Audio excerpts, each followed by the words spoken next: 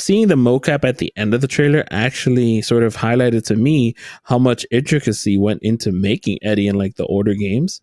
Makes me want to like one day ask Harada if that was like something hard to do for an older game with so much movement on a character. You know what I mean? And so many. Yeah, absolutely. Straight up. Yeah, that'd be something that would totally get like, you don't want to put this on YouTube. I'll be honest with that. Like, definitely a no. Because you definitely don't have a friend in Disney when you're destroying Woody. Players don't have to mod something if you already put something in it that can allow it to not be modded. Allow it to not have to be modded.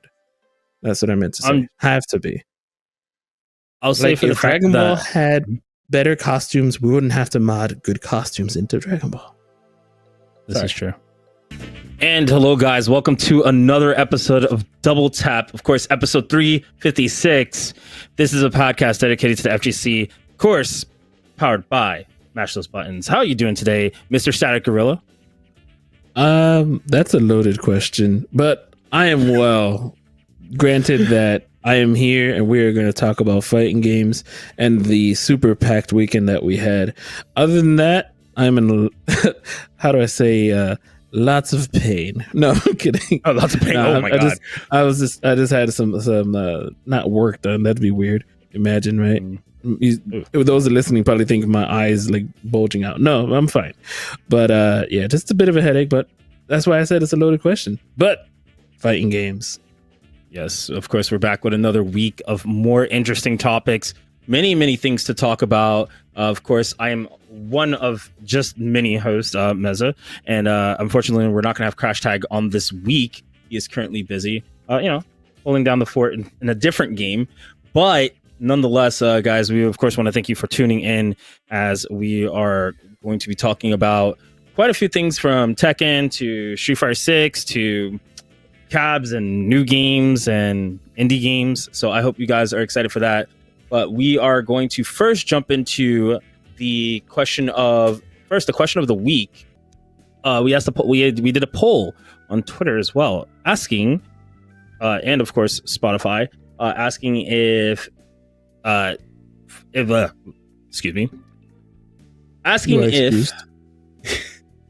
you just get a tongue twister. Will we see the first DLC character at the Tekken World Tour Finals? And you guys answered yes. 71% said yes. 28% said no. So, if I may, real quick, the weirdest thing was that the next day there was like a bit of a leak of a character trailer coming out. And I was like, wow. As soon as we asked the question, there was a leak of a possible upcoming trailer. But instead, we got what? What do you got? Oh, wait. Okay, fine. No, wait. No. I mean, you can't jump into it just yet. You can't jump into the... Yeah, okay, obviously. We'll get into it. The 80% was actually kind of right, and so was I. But go on. Yeah. Speak to me. But yeah, no, it seems like you guys weren't wrong. DLC characters are always going to get released. And that's very creepy that you guys talked about it last week, right before, and it just happens, like the leak. It's I kind of don't like this whole leak factor. It takes away from everything. Yeah. So I kind of like to see us go back to not doing that leaking stuff. I kind of like it when we're surprised. I kind of stay off of Twitter sometimes when these big events happen, just so I don't have to be around it, and then I can be surprised. But yeah, but nonetheless, you guys can stop being surprised. As during Tekken World Tour Finals, right after, they decided to release a great trailer, which was the opening movie of the trailer. And not only the trailer had an opening movie, they also had a special character at the end. During the opening movie, they dropped a fire track, my ad. So the fire track was there. They really gave us something unique, which it felt like Street Fighter cross Tekken. I don't know if you remember that. Immediately was thinking Rise Against. It was like Tekken. Yeah.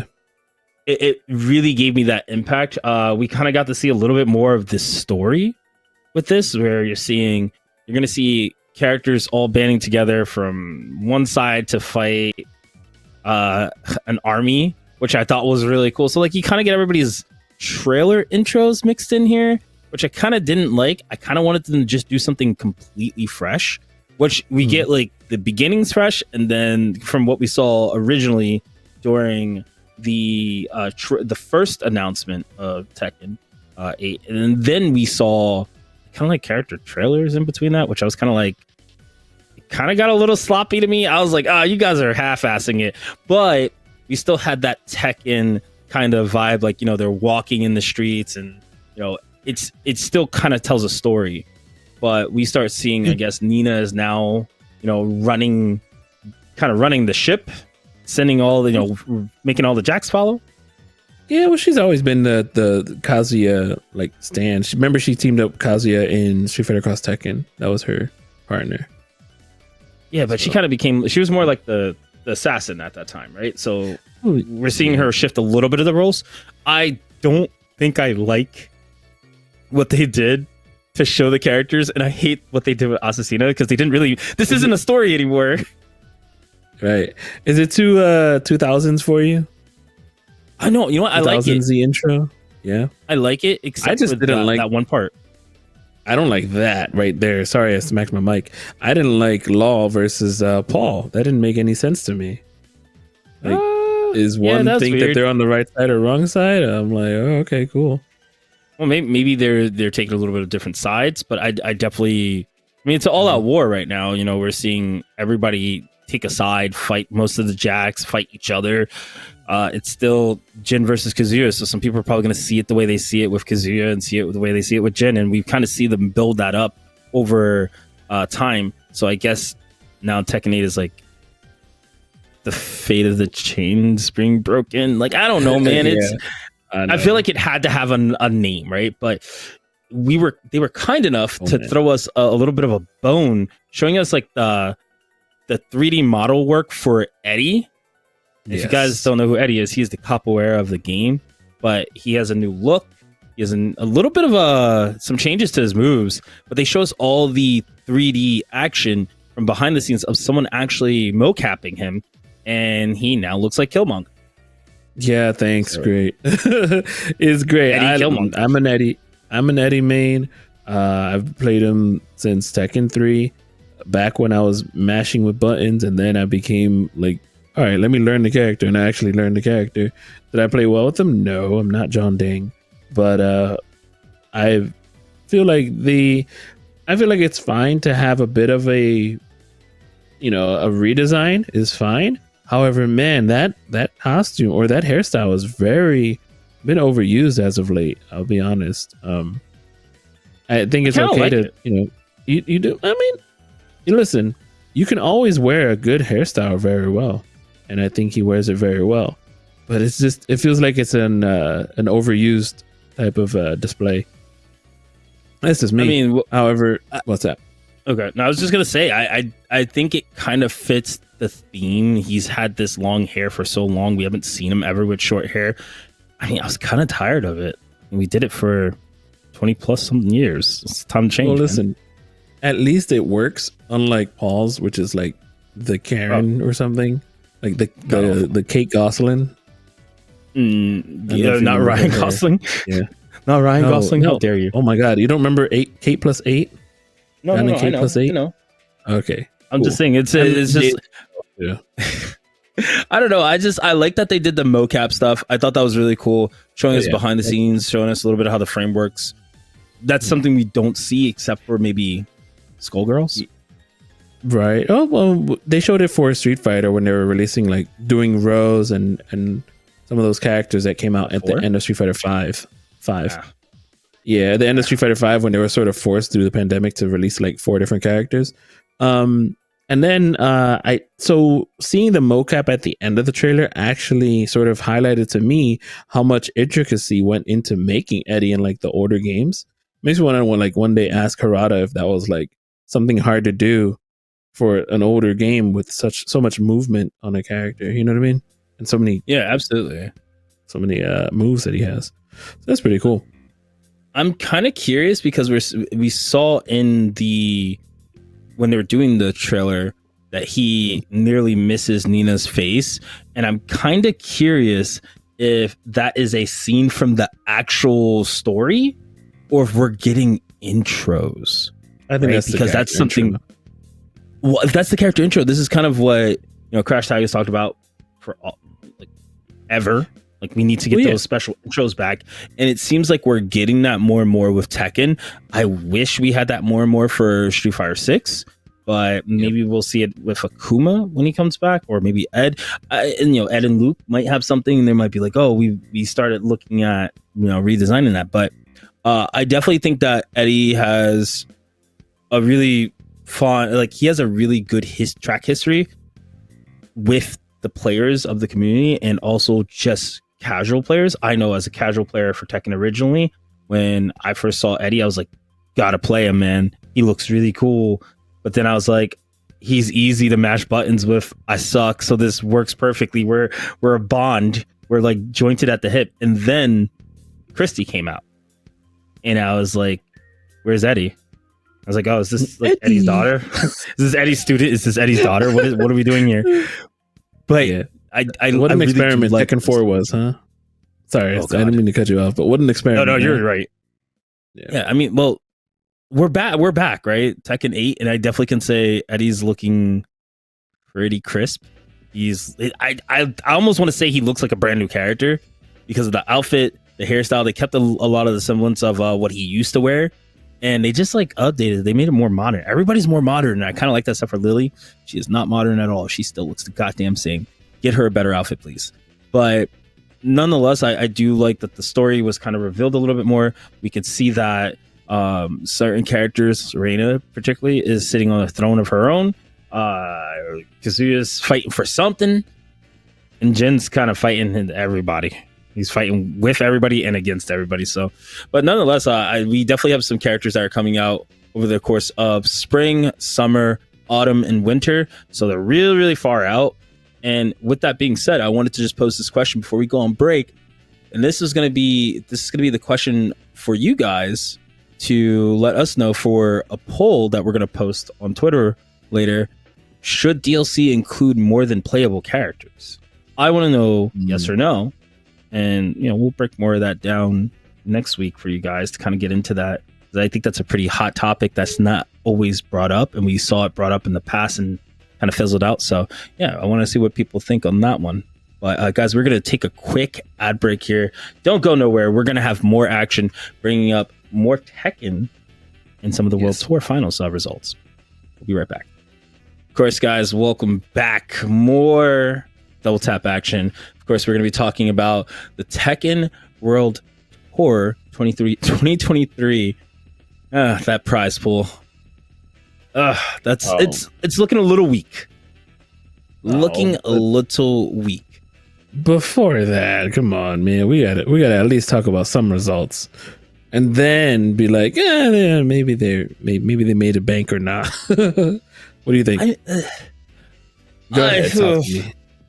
All right, so look, we're gonna see even Tekken Master bring up Street Fighter 6 versus MK1 Finals prize pool, and then and that's pretty significantly different. If anything, the Tekken World Tour 2023 circuit, there was a lot of players that did show up. I think it was we had from players that qualified like Arslan Ash, Knee, Uslan, CBM Thai, CBM, Chikarin, Anakin, Jonathan.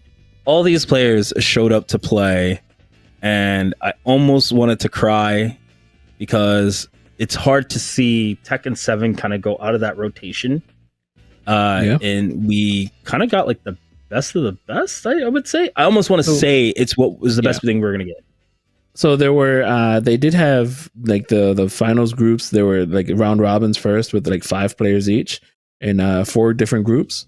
And then there was also a last chance qualifier, which Joe Crush won with Jack 7. Despite a lot of players actually from our area. We got Sour Piggy who was there. Ty was there. Let's see who else. Shadow 20 I've seen before. But those were in the last chance qualifiers. However, in the groups Yep. And then the groups we have, let me see here. Some of them did qualify. However, the Tekken World Finals, the top 8 was Arslan. I mean, obviously, if we, don't want to be the spoiler. Just say spoilers. Arslan Ash won first place, but using so many different characters, specifically using Katarina to actually take the final match. One second here. To take the final match was Katarina. CBM, however, was the secret boss, because Noctis, and I was just talking about Noctis last week. Noctis was actually not a very much used character at the end of Tekken 7. We talk about so many guest characters having so much usage, and Noctis is a guest character and finally got the usage that Noctis deserves. However, do you notice something about the top 8, Meza? Who's not there? What character? Are we talking about DLC? No, he's been in there since the beginning. Akuma. Oh yeah, no. Akuma did not make it in. Yeah, apparently it was according to our producer. Told me earlier that he saw Akuma was trending. He thought it was Street Fighter 6 related, but no, it was Tekken 7 related. I think it's one of those things where if you see who made top 8, there's no way in hell they were ever going to play Akuma. Yeah, which I kind of, it feels like full circle though. When you think about it, it feels like we're looking at the old school players with the characters that are Tekken characters outside of Noctis, right? Because Noctis is not a Tekken character. But you're seeing them kind of bring it full circle. Like, we're only allowing one, and it's probably the worst, one of the worst DLCs that isn't Geese or Akuma. So who play a completely different game. Noctis plays somewhat a different game, but he still plays Tekken to a degree. Yeah. So I think this is cool. That I like that we're seeing Noctis being used towards the end. Obviously, PDX being one of my favorites to watch play that character. We got to see CBM and of course Arslan Ash use the character. So that's pretty cool. Yeah. I definitely think that we're going to start seeing some difference in at least Tekken 8, right, depending what DLC character comes in. So sure. I mean, the demonstration they did with Arslan Ash using Azucena was crazy. However, Ash actually finished the game off with using Katarina. Very simple, I would say simple character with a short move list, and definitely different pick that we were used to. Definitely also weird that didn't go for the Kunimitsu route.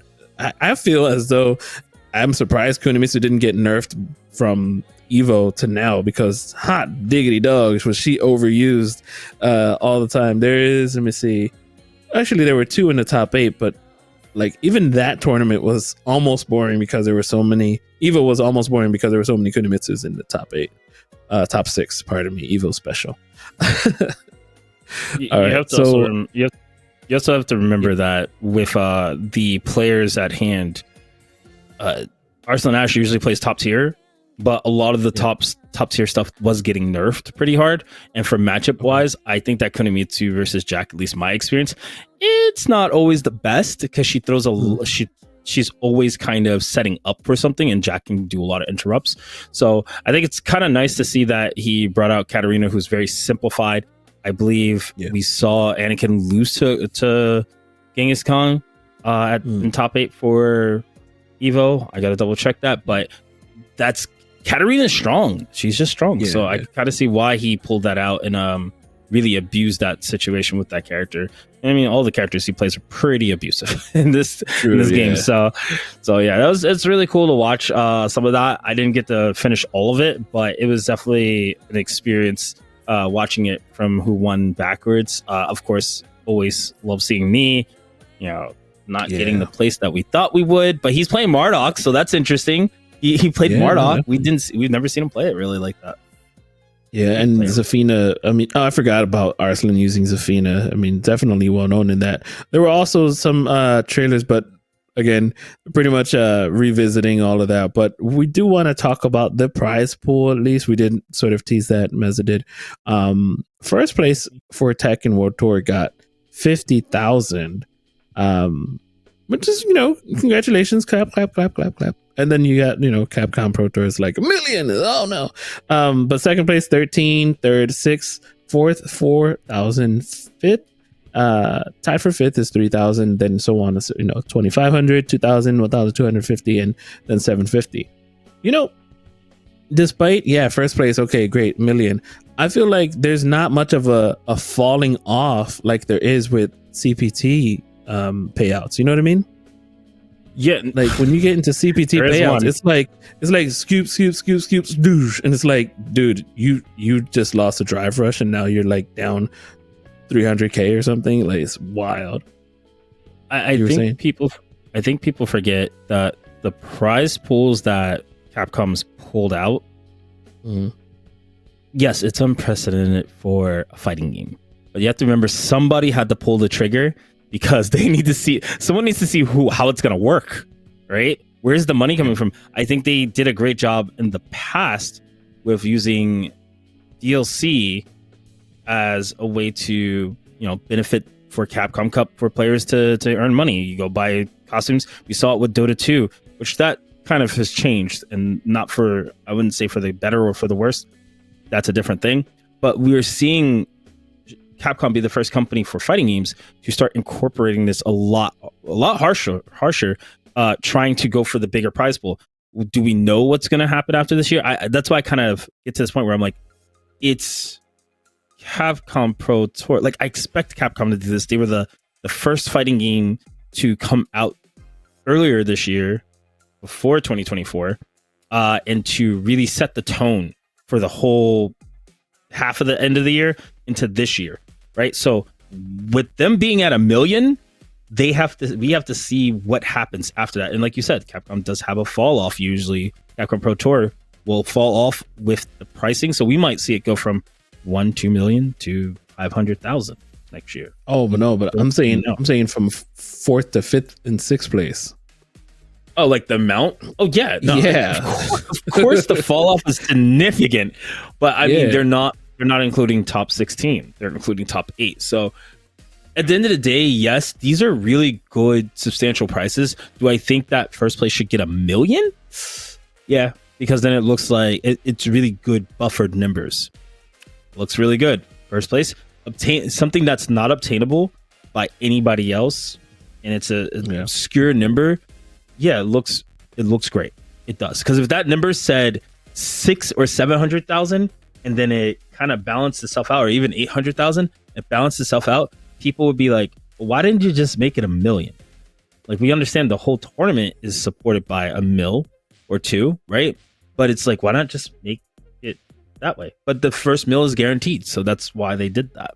But on that topic, I really do feel we're not going to see this number again unless something in the background's happening where they're making income outside of the actual game itself, meaning the hard copies and the DLC copy, the downloadable content or copies, that is not going to equivalent into why they're putting out $1 million. That's not going to go back into the funds. That's going to go into the company.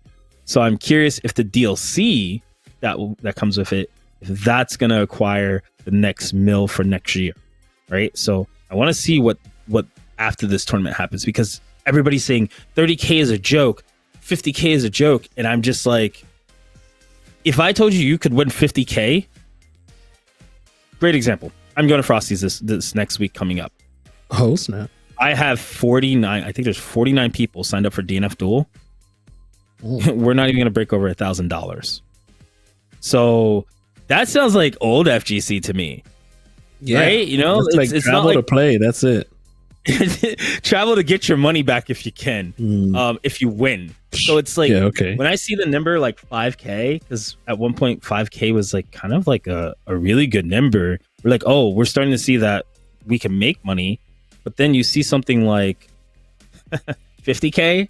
I'm like, you guys don't remember when DOA was doing that? They were just throwing money away and nobody wanted to play the game. It was like 15 people signed up. I was like, that's why. That is why they don't invest a lot of money unless they see the numbers make sense. And I think this is what we're seeing here is something with MK. Yeah, there's a lot of people playing, but is the competitive side fully invested where they're seeing these obscure, outlandish numbers like how we saw for Capcom? Capcom has probably the craziest numbers for Street Fighter players. and we're not even talking about competitive. We're talking casuals. I thought I saw something recently about donating towards like buying certain things in Street Fighter to set up towards the towards CPT. I thought I saw it somewhere, but I'm trying to look for it. I haven't been able to find it. But I know that's what they used to do. What? Yeah, previous ones. Yeah, they did that. Yeah, definitely. There were like the Capcom Pro Tour costumes, and different outfits you could wear. So, but they were more reasonably priced, and they were also for the full cast, not like what we're seeing now with the problem we've already talked about. So, yeah. I think that's people the price payout. Let's go ahead. I don't think that's a bad prize pool. Seeing because they're splitting for at least Tekken World Tour, they're splitting it amongst 17 players, 18 players. But it's not a high drop off. Like getting top 8, you're still getting a good at least payout that's close to even what the other ones are. So you can't be. I mean, yeah, you're sour for losing, but you're not sour for going from $100,000 to $3,000 or $7,000. People also have to remember these players have been committed to playing the game for years, but not only that, they have sponsorships, generally have sponsorships, at least for what you saw for top 8 had sponsorships going into these things. Yes, sponsorships. Cool. No, you're not wrong. It's they're getting stuff paid for, and then they're bringing in an income, which to me, if you told me I could make 13,000 for one event just for coming in second place, and I could do that, and all it took was me to go out for 1 week, I've just made probably, I don't know, maybe eight people's monthly salary. It's hilarious to me that we're complaining about not receiving enough money. Oh, Capcom's doing this, but these other tournaments, 50,000 is too low. Were you gonna win? Because you got a point, yeah. Like, to my knowledge, unless you can secure that 50,000, you shouldn't be complaining, right? I'd be like, oh, 50,000, I can win. Oh yeah, I'm down. Yeah, I'm just not a fan of the steep drop off, if I can be honest. That's fair. That's like I said, they guaranteed the 1 mil to first place, and that's fine. That's good. Keep to your word. They would have had to cut out top 16 and then made a top 8 for it to balance itself out a lot better for what you're asking for, which I think that's when you see the number go up. And the FGC has always looked at it as we need to spread more love by increasing the amount of people who receive rewards. I'm gonna be honest, I've never been a fan of it. Top 8's as far as it should go, in my opinion. Top 16, I mean, you didn't do shit. You didn't make top 8. How much consolation prizes are we gonna give? You know what I mean? Yeah, I mean, like if you said $100 for anybody who was in top 16. Like making it to top 16, it's like a Samurai Showdown when you made it to like top 256, I think it was. They gave you like it was like, oh no, when we went the year for Evo, they were like, oh, you got out of your pool, right? And they gave us the wristbands, like you didn't go 0-2 and stuff like that. I'm like, okay, that felt like a reward. Now what if I made it to top like 32? I got another Chipotle cards to everybody. I was one away in Guilty Gear and one away in what's the other game? Marvel. All right. So all I had to do was beat K-Brad in Winners, and I didn't. All I had to do was beat some other dude in Losers in Marvel, and I didn't. K-Brad, yeah, that's your homie. Sorry, I'm going on a rant. Leave me alone. Speaking of K-Brad and other Florida homies, are we going to the next segment? Yeah. Or do you have something to say? No, we're good. Okay, cool. I think I said my piece with that. Street Fighter 6 East Coast, I believe that is the last online CPT event.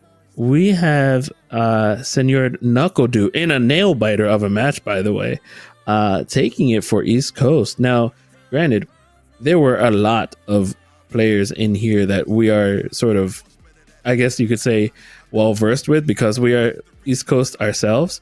Oh wow, look at that. I didn't even notice. Shout outs to Alex Smith getting 9th. It's a old school homie, one of the first people I met at an FGC event. iPhone in 17th place, but we go up to the top 8, and there is this player named Paladin who is only about 16 or 17 years old. He was actually, so I got a message from one of the friends who runs some of the tournaments that were running through the pandemic, through Nerd Street, remember where we would run through locally when we were doing our podcast. He was entering those tournaments way back in that day. I don't know where he's from, but look at him getting 4th place. Took out Punk 3-0, by the way. So good on him. He's doing a great job out there. Bananakin with the JP. Bananakin known for more anime games, and also I think he's a Hakan player, right? Street Fighter 4. I mean, I definitely know you played Ken at one point. Well, I mean, maybe. I mean, sometime in his life, maybe it's why. I just remember a Hakan player. Maybe I'm fronting, but also definitely known as, what's the character with the big, huge axe in Persona? He plays Shadow Labrys. Yeah, that was the first experience of everybody getting deleted. Yeah. No, I remember. I feel like Grover did a huge touch of death comeback on him once, right? Yes. That was I can't find that clip anywhere. It's Winter Brawl. Was it at Winter Brawl? Yeah, it was at a J1 con, or I thought it was at an anime convention. I mean, they played so many times too. But Winter Brawl was the main one where they first all played. That's Persona 4 Ultimax. Hopefully we get a new Persona arena game. That'd be great. Anyway, back to Street Fighter. This was a very good event to watch, even though it was online. I honestly think the online events actually flow kind of better. I haven't been watching too much of the online Street Fighter 6 Capcom events, but this one was one of the last ones. Okay, and I'm just looking through this whole 25th. We were just on Event Hubs looking up all the results. You know what it is? I think it flows better because there's a little bit more downtime to set the players up and get them into a lobby, and that gives time for people to commentate, talk about matches, build the story. We don't really get that enough nowadays, where people are just like, rapid fire, let's get through the tournament as fast as possible, especially when you have like dozens of people offline, like 500, 600 people. So you're just kind of cycling through, and you have the commentators having to write down notes and go through everything. So it's one of those things where right now we see that online flows a little bit better. I agree with just the fact that you can set up a little bit easier and commentators can do a little bit more. So sure. Yeah. No, and definitely a lot of good names in here as well. So shout outs to East Coast holding down, showing up, for that event. Shout outs to like Space Boy, and Ramos actually is a newer player, but not newer, but he was in Street Fighter 5. MJ is a well-known Vega player. Told me about him. He was, people that snuck up there and doing really well. I think, what was something about Street Fighter I wanted to bring up? Oh, there was also Street Fighter League last week, had a really crazy finish. I don't know if people saw that. That was like Angry Bird and Mena. That was a crazy grand finals that happened last week in Street Fighter League. So that was cool too. Did NASA still hold their, in FlyQuest, did they hold their 14-0 win streak? I think it was they never lost, or did they lose that? Because I know they had a post of they never lost. They didn't lose not one set against any team. It wouldn't surprise me with how much. Yeah, it wouldn't surprise me with how much they're doing. So yeah. That is that, senor. What do we got next? Yeah, so we got something that you guys talked about last week, which is the follow-up of the Street Fighter 6 cabs that are in now at round 1, and you were able to find a little bit more information on it. You found the pictures for it? Yes. So I initially went to Barcade, a new Barcade that was opened up in the city. I want to go to that one. Yeah, it's actually kind of crap. Really? Yeah. That makes me sad, man. Listen, I like the Barcade that's already on sorry if we're gonna talk local, but I like the one that's already on Frankfurt in Northern Liberties area. That one is very retro-y. It's not as big, but it's also the second one I went to in downtown has 2 floors. However, they only had Marvel 1, and they had Street Fighter the movie arcade. There were a lot of pinball machines. And then they also had UMK3, which is cool. At the entrance, they had a Street Fighter 2 machine. Super Turbo machine. And then nothing else that I would really see. There was a Time Crisis and all these other very retro-y games that, of course, casual arcade goers would be like, yes, I like this game. Let me go ahead and play it. That's perfectly fine. They also had Strider, which was at the other one, which I actually would like to play. So I haven't been to the first Barcade in a while. However, in walking distance is round 1 at the Fashion District. I went over in Market Street here in Philly, and they had Type Arcade there for Street Fighter 6. And I went ahead in the front, recharged my card. I said, hey, when did you guys get the machines? He says, I actually don't know. Like one day it was Street Fighter 5 and then the next day it was just Street Fighter 6. And I'm like, when did that happen? So I think they just updated the older arcades. So they just like updated it online. They didn't have to like bring in new machines. Oh, that's cool. Doesn't look that way to me. I haven't been there since 2019. Oh no, 2020 January. But yeah, it looks like they just updated the machines, and I took a quick photo of it. If you go ahead and join our Discord, you can see I put the photo, sent it in there. I'm gonna eventually check the one in Deptford. Shout outs to Dr. Doobie, who's also a Jersey listener. He was gonna check out the Deptford Mall, and also I want to check out Exton, which is a little like about 45 minutes to an hour away. Definitely further, but like I mean, some people should probably know. I think it's really cool that those are popping up. Yeah, that one in Exton is much larger, but their fighting game. It depends on like certain ones. I guess that's because that one opened really early. It has a larger fighting game thing. However, I think the one here in Fashion District has a lot more fighting games.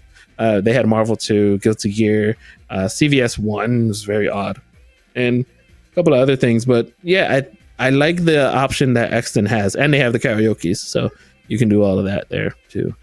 So I was like playing some CVS 1. You like CVS 1? See, my brother beat me. My brother actually beat me in it. He doesn't play. It was just like, it felt underwater. I don't know. It's a little hard to play, but it was one of the first games that, besides, because I couldn't play Marvel 2 very well, so I learned how to play CVS 1. And I was way more adept at playing CVS 1. So that's why I love CVS 2. I'm very like, you can put me in Marvel 2 and I'm like, I'm trash. CVS 2 though, all right, you're gonna have a little bit of problem. It was weird. It felt like it was underwater, but it was also 4 buttons. I didn't understand why CVS 1 was 4 buttons. Yeah, it felt weird. It felt like it was more SNK focused. Yeah, it makes sense. Okay, yeah, it was. No, so that's the beautiful part about it, at least in my opinion. Wow. Well, you know what I love though? The sound and the music and just the sound effects of picking your character. Oh god, it's so nostalgic. It's so good. I do like that they cleaned up the menuing. It was pretty bad, but nonetheless, guys. Nonetheless, speaking of an update, screw that. We're not sticking it. It was bad. It was ugly.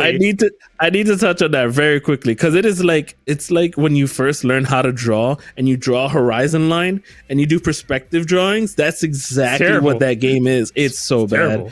But they were just like, oh, we don't want to put them here. We're just gonna put them in a row. Yeah. Don't even get about grooves. I mean, not grooves.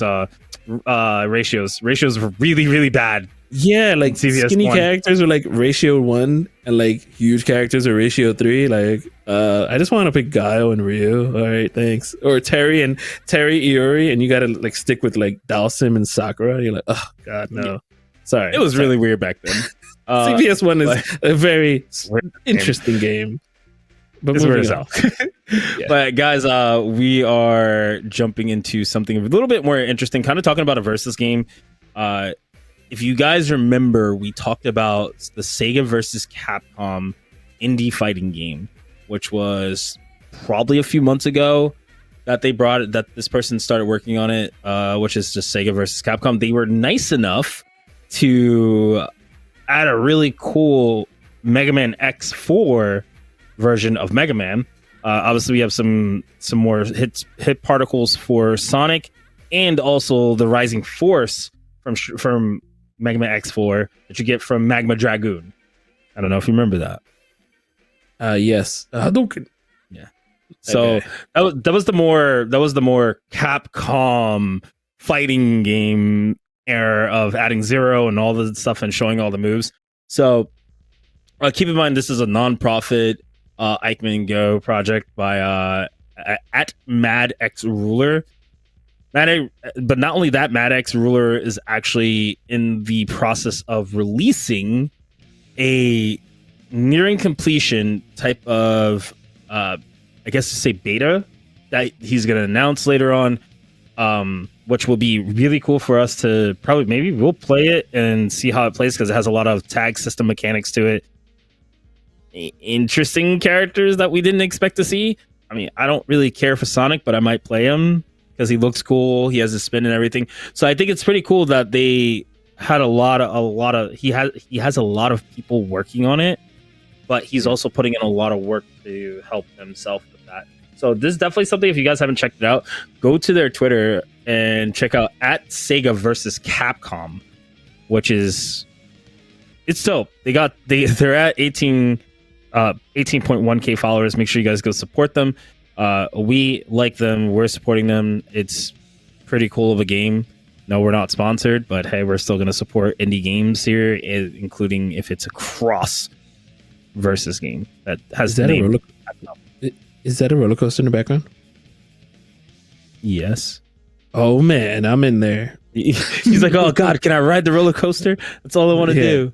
First question. No, that's dope. I think it looks awesome. Sort of like a cell shaded type of like Dragon Ball Budokai sort of feel and Tatsunoko vs Capcom feel. There was a character that they first created. It's like something Dragon Blade for the Eichmann project that was like 3D, and this is where this kind of like got built from, more or less, and that's just a Mugen history thing. The only character from Eichmann Go that was weirdly designed, and people were like, "Yeah, he's kind of weird." And then people started seeing him in the Mugen fights and whatnot on what's it called? Salty Battles. Yeah, they started seeing him more on Salty Battles, and they were like, "Oh, he's really strong for no reason. All right, let's bet on him." So, make sure you guys check that out. But it is that time for us to go for another ad break. So you guys sit tight as we will come back and we'll jump into a little bit of MK mods, and we'll lean a little bit to our focus attack that I think you guys will enjoy. We'll be right back, guys. And of course, welcome back, guys. Hi. It's MK time. I haven't seen no. MK, yeah, we're just gonna talk about MK. All right, because fine. All right. Can I preface a little bit, by the way? Yes, please. This is my favorite part of MK, is the creative designs out of the community that have created such beautiful mods. This is the second week in a row where I'm like gushing about the mods, but go on. I mean, you're gushing about it. You might as well talk about what's happening here. I see Kung Lao becoming Woody, and oh my gosh, the Jesse as the other Kung Lao assist. It's just, it's so goofy. It's great, and I don't know who Sully is supposed to be. Oh, Reiko. Oh no, is this YouTube friendly? Well, technically, I mean, it's just a teddy bear, right? No, I don't know actually. Oh no. Anyway, it doesn't matter. These mods are so hilarious. Shout outs to, what is it, G Lambo on Twitter. Apparently that's the original one there. And if you go to their Twitter, they're showing like the Rick and Morty ones and How to Train Your Dragon stuff. I saw someone else cover it, and G Lambo, same thing. There was a blood color change mod, but also I don't know how to explain this. It's Mr. Incredible and Frozone. And Mr. Incredible is taking the place of Omni-Man, and Frozone, of course, being the assist, the Sub-Zero assist. I put the link into the chat, by the way, for that, if you'd like to take a peek at that. My goodness, the modding community has gotten outrageous in Mortal Kombat, and I have not seen. Have you seen any sort of backlash or sort of like no? I guess the Mortal Kombat community saying, not community, excuse me, like devs saying that they don't. I mean, devs usually, they can't just say, "Oh yeah, mod our game. We want you to make stuff that they're not profiting off of." Minecraft sort of ran into that problem when you had like those conventions of kids saying, "What about this mod and that mod?" And it's like, dogs, we're not even like part of the mods. We just make Minecraft stuff, and go ahead. I don't think we'll ever see backlash from MK or NRS. I wonder if that's just because they know people are going to do it. And it's funny. It's funny because they're toys and they're like Pixar characters. I'm probably sure Pixar is the only ones who can be like, "Yo, what the hell are you guys doing? Yeah. What are you doing? This is not for kids." I don't like my IP getting destroyed, And Disney, right? Because Disney owns Toy Story. Of course, yes. Straight up. Yeah, Yeah, that'd be something that would totally get like you don't want to put this on YouTube. I'll be honest with that. Like it's definitely a no. Because you definitely don't have a friend in Disney when you're destroying Woody and other characters. I mean, wait, but you could. What about Steamboat Willie with the whole like the loss of the license thing? Possible. I just think that it's one of those things where if they're gonna do this, they're at least not using the voices of the characters. Because if they used the voice lines of the characters, I think that would have been hilarious. But they would have probably got cease and desist. 100%. Yeah. Listen, like you can probably mod some Craig T. Nelson sound effects into Mr. Incredible, or if you just want to keep it as Omni-Man's voice, it's perfectly fine. I think that works just as well. I don't know, man. Think what do you think? Yeah, no, it's awesome. But with that being said, however, Street Fighter and Capcom games are having a bit. What we're going to go, by the way, into our focus attack is Street Fighter and the DRM things that are happening. So Meza, for those that are not, and we've talked about this plenty of times before, but there's been some updates into games. For those that are not well versed, can you explain what is sort of starting to happen, or what sort of shift is starting to happen that we're starting to see? Okay, so first, I think it starts with people understanding. I'm not going to get in depth with it because I think it's a little too much, but you need to understand what DRM is, which is just digital rights management. And I guess the dumbed down version is like saying, hey, don't do this to our game. So we're putting this in it to stop you from doing this to our game because we want control. So that usually kind of kickstarts a problematic thing for modders, but it's supposed to stop other people who like to cheat, but also it causes more problems than it can help sometimes. So right now, Capcom has started adding a DRM Enigma protector to their back catalog of games, which more or less, if you play DMC 3 on the PC, you play DMC 4, any of those games that you play on the PC is where you're going to really see it take full effect. You don't see this on console just because console modding doesn't really happen, or never happens. And if it does, it's very rare. But the biggest thing is it prevents modding, which we all love mods and we like to be entertained to some degree, or even make our own colors. So this would prevent us from making our own colors in MIDI games, prevent us from making, those phenomenal skins that we saw before for Capcom, but also for other games if this was to kind of become a universal thing. It is to stop cheat engines, which I think is kind of good. I would imagine that's good, guys, but it comes at a cost where it reduces performance by up to 10 to 15 FPS and it stutters. So we've seen a lot of this become problematic, and it's not even just in fighting games. We see it across other games too. I know we've seen it in Valorant where they've kind of had their own system to, stop anti-hack system, which also sits on your computer. A little bit scarier, but I think this is kind of, they're not telling us what games, which is kind of scary. And in the post, if you were to read it, which I'll read it for you guys, someone said their additional anti-debugger, anti-tamper. Oh, well, the original was, I doubt they added DRM. Capcom has been good with removing de novo after a year or two for the past few years. They are not adding DRM that costs hundreds of thousands of dollars to a game that barely makes any sales nowadays. LOL. Keep in mind that would be like MVCI, which MVCI, when we saw that, we were like, oh, free game. Everybody's going ham on modding, and modding really just kind of happened here and there. Someone responded with their additional anti-debugger / anti-tamper measures in the EXE that wasn't present prior to the update. Likely it's an oversight. We're not seeing stuff like this for other games as much, such as like Grand Blue.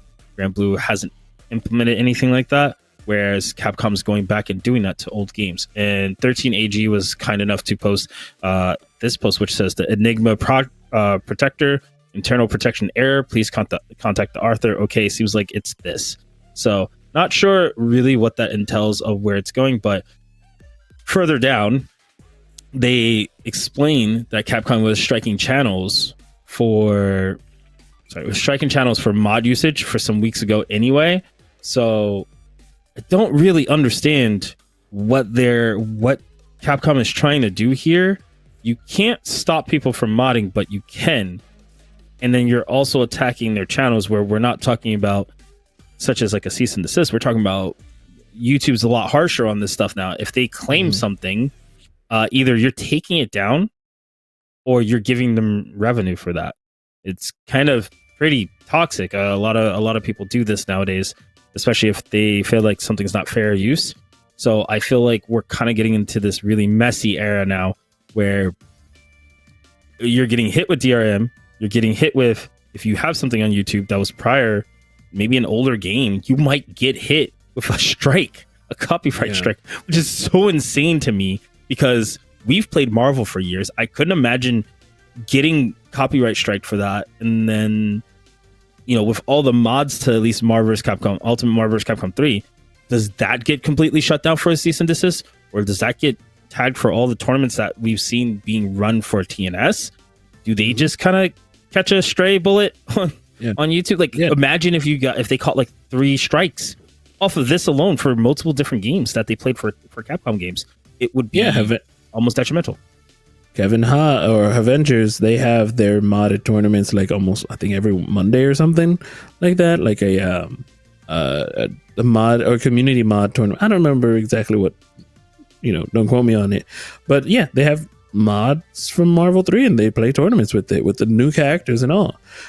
Even smaller mods, like they have a damage mod on certain ones where it shows how much damage the combo did, and rather than like the life bars are showing, or it has the exact amount. So like, sometimes even quality of life. Like I just saw a tweet about, one second here. Oh no, I lost it. It was about Resident Evil 4 being modded or having DRM. And I've played a randomizer for Resident Evil 4.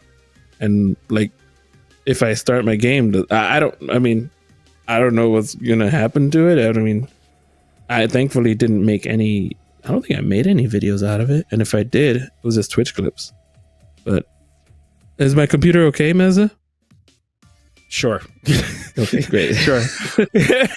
But even if you scroll down into further comments, people are showing how to bypass Enigma DRM and fix the mods for the games, which I'm not going to get into that, because I feel like now we're treading into weird breaking certain territory, like breaking certain law territories and types of things where you're doing more damage to the community by trying to bypass these things, where they're clearly saying don't do that. And further down, they actually said not surprised at all. And keep in mind, this is all from PC_Focus. They've been kind of like the forefront of FDRM, which I'm not against DRM, but I'm also not for at least managing it. So it says, one of the posts says that the state of cheats and piracy in PC games: should you target mods in your anti-cheat, anti-piracy programs? All mods are defined as cheats except when they are officially supported. What they are doing internally is no different than cheating. Mods no different, and then, which I think is kind of crazy, the state of cheating. The state of cheats and piracy in PC games: reputational damage caused by malicious mods. The image of the product is tarnished when mods are released that violate public order and morals without permission. Mods can be mistaken for legitimate implementations and can cause bad publicity. Workload due to malicious mods. Customers affected by buggy mods cost support time. Worst case includes freezes and save data corruption. Investigations take time plus are futile even if they turn out to be successful. Delays in the original production of the game due to the time required for research. Support for other users is delayed. So the thing that I'm bothered by is, I play DNF Duel. We've waited for months for a game, for updates. Nothing came out. So some people decided to find the files, mod them, and now we have like a subcategory of people who do play that, but that's not the main focus. Obviously, they play that for fun, to kill time, and to also get people interested in the game, because they're like, oh, these characters look really cool. We know that they can't do this, but they have similarities to the original, so it's pretty cool. So I think they're also hindering their community, but PC Focus also took it as far as to go, there was a professional a message or email to Enigma site admin, which I think this is a weird thing to do, but the Enigma devs, which is the DRM devs. He said, very professional response from the Enigma devs. The company that Capcom is using for the DRM, they are patching into their old games. And someone asked about, I guess, game performance drops. And said, curious what action do you need from us? They said, curious what action do you need from us? And why do you blame us that someone use our software somewhere? God, this is terrible writing. And why do you blame us that someone uses our software? We do not push to use it. What is our guilt, you think? And why are you so sure that all you reported belongs to our software? Maybe you are so angered because you can't use the cheats anymore. Wow. The English. Yeah. Yeah, it's like they use Google Translate for English to English. Yeah. Yeah, so I think it's one of those things where they're attacking the wrong people, or rather shouldn't be attacking anybody. But they're definitely doing that. And this is kind of not a healthy way for the community to productively find a way to communicate with Capcom. Right. So I definitely think we got to see how many games this is going to affect, because I know people mod games like Resident Evil, not even just fighting games, but Resident Evil, first person shooters, third person action games, Monster Hunter. Now, what do you do? Yeah, and like I said, it's become quality of life fixes that the community has even made, and we've had people in our Discord that are basically like, nope, I'm not a fan of DRM. I hope it doesn't affect my game or anything, on that sort. Let me see. I was going to, like, Leonix is very big on it. It was one of the ones that brought it to our attention about apparently the outrage towards Capcom's DRM might be a bit blown out of proportion. It was added to games like RE5 many months ago, and it doesn't look like actually preventing booting on the Steam Deck. So that's one of the tweets that he shared. There was also something about it being added to like Mega Man Battle Network Legacy, and it's just, I think there's a lot of, there's a lot of opportunity for Capcom and many other devs to actually talk to the community about these situations, and to get and granted, it's up to them. As they could also just take the Nintendo route and just be like, no, good night, and just walk away. Whereas I think that having to deal with tournaments and events and different sort of I guess, I don't want to say bigger IPs, but more of a community base, where there's a lot more community base within the things that you're doing or creating. There should be a bit more communication in terms of what the community does or doesn't like added to the games or even made into the games. Like, okay, granted, if you want to add the stuff that is already modded into the game, go ahead and add that to make the community not have to actually mod your game. You know what I'm saying? I think that might even be a better approach. I think we're at a point where, watching what happened to Smash, we're trying to avoid that. But true. I don't think we're going to have that problem, because Smash's forefront wasn't competitive. Our forefront's a little bit more competitive on the competitive player side. And with that being said, they kind of do rely on us a little bit more than Smash players were being relied on. At one point, they were relied on when they were having these big events. They were having players come by and be supporting the game and doing these weird casual plus pro tournaments. That's what I felt like was really pushing Smash. But that cease and desist for them was a whole nother story. That was just the creative directors like, we don't want that. We don't want a competitive fighting game, so we're sticking to what we're doing. Whereas Capcom does have that. They do have a competitive fighting game, and we kind of are the reason why it helps push the word and around the world. Yeah, there were some instances where, like, the modded game for Marvel 3 is almost a different game because it adds characters to the game, but it doesn't change the normal character select, like the actual cast, it doesn't change. And whereas Smash, and look, I don't even see people really changing much of Street Fighter stuff unless you're like making a different character look a certain way, like making Zangief look Chun-Li like. That's funny. But then when you get to Smash and Project M, and I think Project Brawl was a thing too, like to make certain ones, other games even older. But Project M was Brawl to be more like Smash 4. That was, you're literally changing the game to what they designed it to be. Yes, Brawl had the tripping and that was weird. I get it. But they're taking that out, taking out everything and making a new game. I mean, we had the conversation before about Smash and the mods, but I think that's taking it a little too far. Whereas even the Melee mods was just saying, hey, we want to just play our game online. You know, that's you're playing the initial game and playing it online. I don't see a problem there. But you're adding, they're just adding network capabilities, which, you know, that changes the game. It's not their game. I mean, listen, it's about when you can't buy the CD. It's about that time for was it 25th or 20th anniversary? We were talking about last month about getting an announcement. I don't know how we got into Smash, but here we are. And, you know, maybe they'll add, you know, online capabilities to a Melee port. I don't know. But this is what I'm talking about, where players don't have to mod something if you already put something in it that can allow it to not be modded. Allow it to not have to be modded. That's what I meant to say. Have to be. I'll say, for the fact Dragon Ball that had better costumes, we wouldn't have to mod good costumes into Dragon Ball. This is true. No, you're good. I definitely will. On my last note, I will say we pay now a higher price for games. I think certain things should be incorporated if you don't want people to start modding. And the other alternative is give these modder jobs.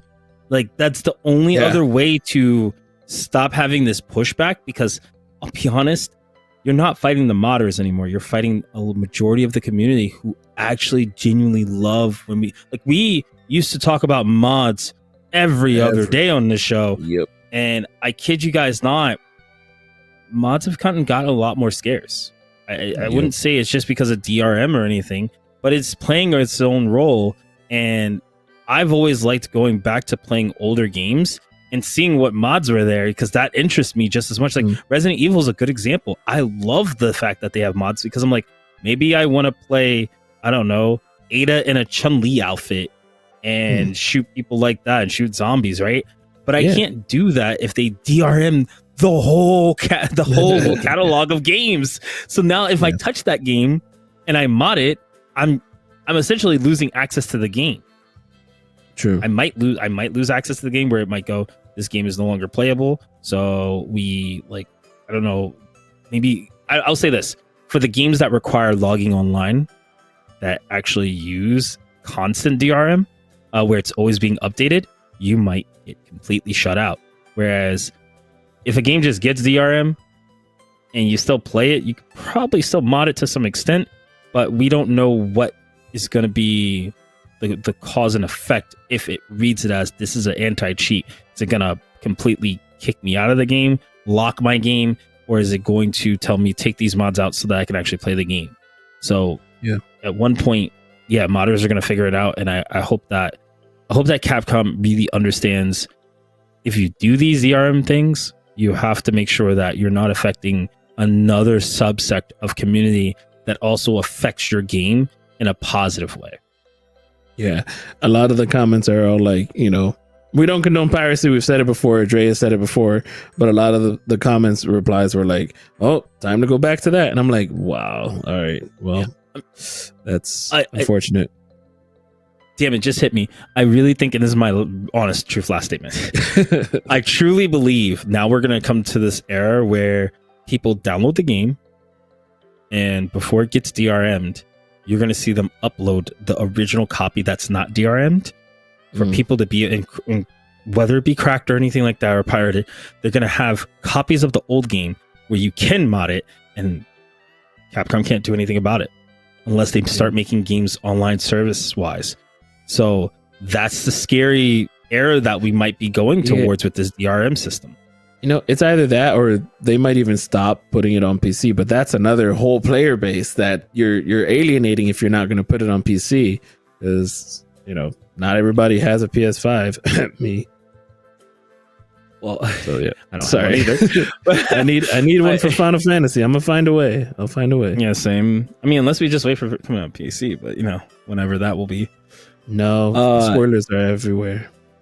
I've been avoiding them, but no, guys, they're not everywhere yet. But I'm just saying they will be. I've already been spoiled a little bit. I'm already mad. Trust me. Okay. And it was part of the new DLC stuff. So, okay. But guys, I wanted to pose a question.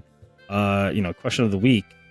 And my question of the week is: where do you see the fighting game community in the next 5 to 10 years with the changes with not only just esports, and the current rise of mini fighting games? Are we going in a negative direction? Are we going in a positive direction? Is DRM maybe effectively going to be cast a shadow on everything for fighting games? It's the thought. And if you guys want to definitely respond to us, we'll be in the Discord. We'll post it for the week, and you can give us your take on what you think.